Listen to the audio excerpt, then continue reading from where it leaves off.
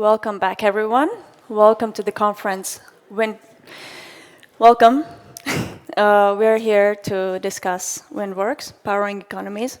My name is Magda Jengena, and I will be with you on stage 2 today. So, today's event is all about unlocking the potential of wind energy in the Baltics and beyond. So we're going to hear some very interesting keynotes, dive into panel discussions, and have some real conversations, all with one goal in mind: to accelerate the wind revolution in our region. So I hope you've had a refreshing break and you're ready to start engaging in some very interesting discussions. I would like to remind you a couple of things. First of all, from now on, we have 2 stages. This is stage number 2, and downstairs we have stage number 1. So for those of you joining us online, now there's also 2 live streams. So you can tune into the one that is most relevant to you. Another reminder for everyone here is that you can ask questions at the end of the discussions. If you wish to do it online, you can use the Slido platform. Go to slide.do and type in #stage2. If you wish to do it in person, just raise your hand and we'll bring you a microphone. So, now that we have the technicalities out of the way, we can get to the first topic. Our first topic today on this stage is about coexistence. Coexistence of the defense sector and wind energy. So to give us an insight into the topic, I'm going to ask our first keynote speaker, Roxana Andrei. She's an integrated researcher and a senior expert at the Center for International Studies in Lisbon. So please give a warm applause to Roxana, who will give us an introduction. Thank you. Thank you very much, and welcome to our very challenging and timely panel of today, coexistence between defense and renewable energy, specifically wind energy. But I would like to say it's more about coexistence. I'm going to challenge you to take one step further and look into how these 2 sectors can actually not just coexist, but mutually reinforce and benefit each other. And I'll give a very brief presentation because I want to leave more space and time for our guests today. Why is it so important for us to discuss about coexistence? It's mostly because it's a timely moment. There is also high political and policy support at EU level for the further development of renewable energy. So we have to capitalize, of course, on that, but also because there are challenges. We all know that there's an unexpected targeting nowadays of the energy infrastructure in Europe. And also there are concerns about the timely response and mitigation measures in case of threats and risks. And it's important for us to understand how can these responsibilities and how can these costs be shared.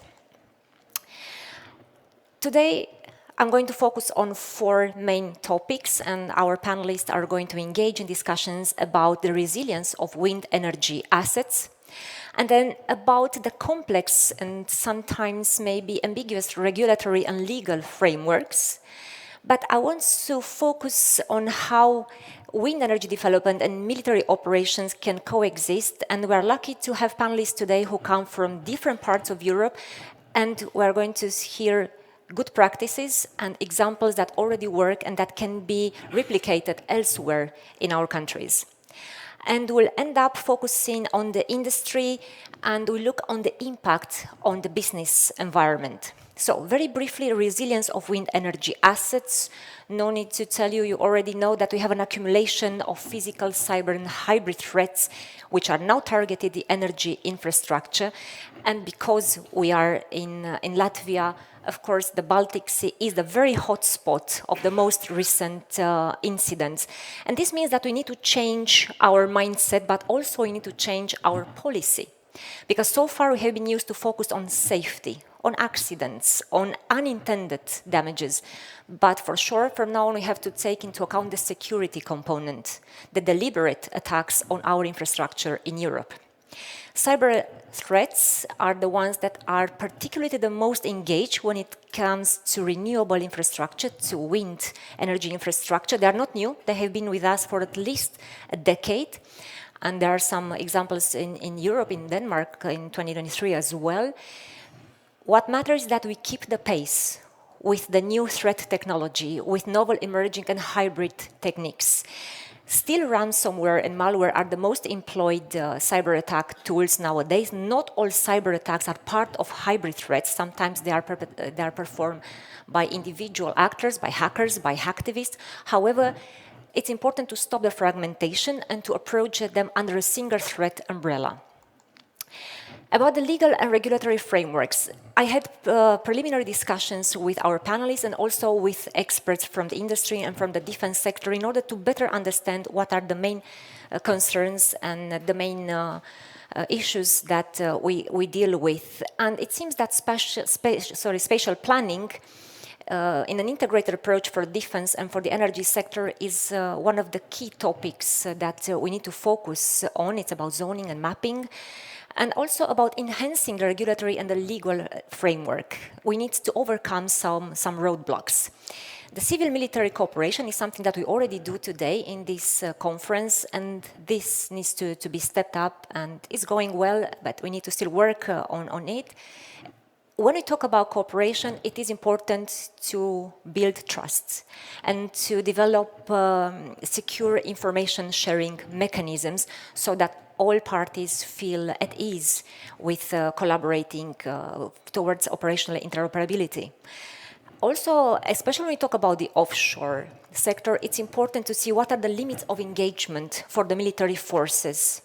Who is in charge with defending our energy assets in Europe, and up to what extent? Because as you know, the offshore is regulated in a different way. This is a different legal regime than the onshore. And I try to put in a balance the main key points that I heard from our discussants today. The defense sector seems in Europe to give preference for pre-elected areas before auction in more countries, and military consent is often required as a prerequisite. And there are still concerns about the military, the army's access to the energy infrastructure. Focusing on the wind industry, on the developers, there is obviously need for clarity, for clear requirements, and for a stable framework, and also about sharing costs and responsibilities, who does what and how the costs, the mitigation costs, for example, can be shared. Both parties agree that there is still some lack of knowledge transfer, but this is something that I believe we can overcome today. As I told you, we have experts from various parts of Europe who can bring in their own experience, which has already been there for many years, and this is very important to learn from each other and to use the knowledge and the technology that is already out there. The third topic of today is the very coexistence between wind energy and military operations, and I have to mention here that when it comes to offshore wind energy, the European Defence Agency has just concluded a major project, Symbiosis. Some of our participants have been participating in Symbiosis as well.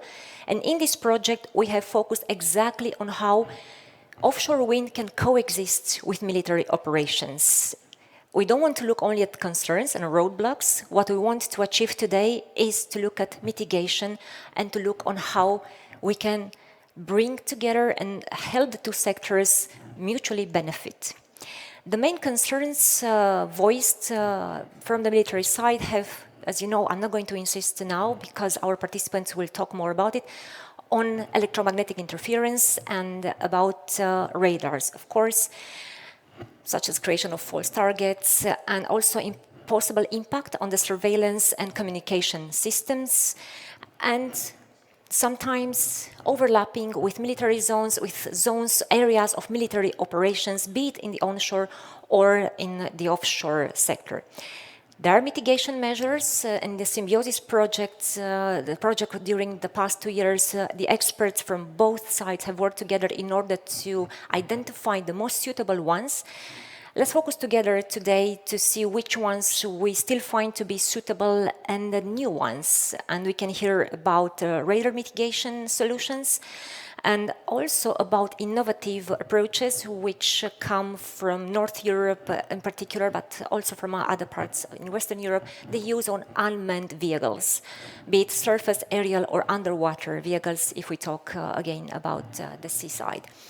So there is knowledge, there is technology, there are mitigation measures in place. Some of them have been accepted, others less by some countries. Let's debate today. With the help of some of my colleagues from the Symbiosis, which I mentioned here in the presentation below, we try to map the countries in the Baltic region and to identify some specificities. Please feel free to correct or to complement this information. In Lithuania, it seems that what we found out that consent from the military is required based on pre-developed maps. In Estonia, developers voiced the fact that there is still some uncertainty about the costs, integration of the costs.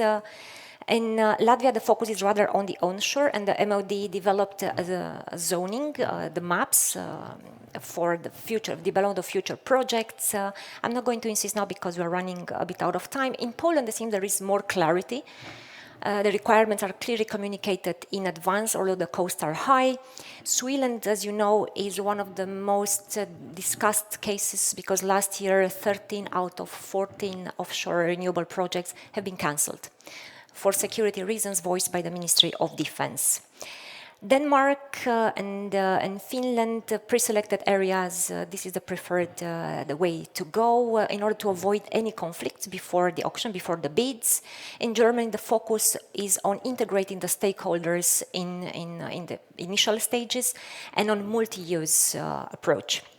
We also want to bring to you today examples from Belgium, from Norway, and from United Kingdom. There are good practices out there using unmanned devices or use the passive sensor systems installed on wind turbines, for example, in the UK. And the last one, and I'm going to finish in 1 minute, it's the focus on the developers, on the industry. Developers express the need to have clear regulation and to reduce uncertainty and to be able to estimate and integrate costs.